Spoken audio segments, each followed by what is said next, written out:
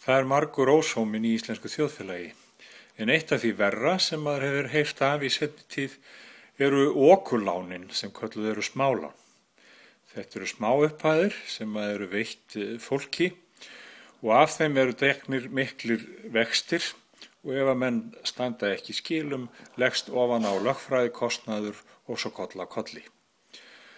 Nú vitum við, eftir nýjustu fréttum, að megnið af þessum smálánum fer til ungs fólks sem að í sjálfu sér hefur engan sjálfstæðan fjárhag og skuldbindingar þeirra lenda því á foreldrum þeirra.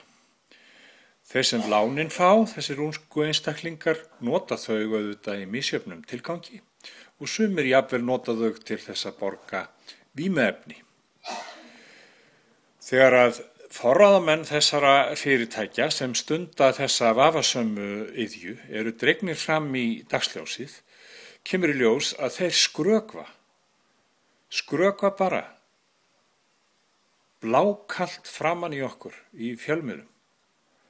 Þessum ósóma þarf að ráðast gegn og setja lög sem banna þessa starfsemi.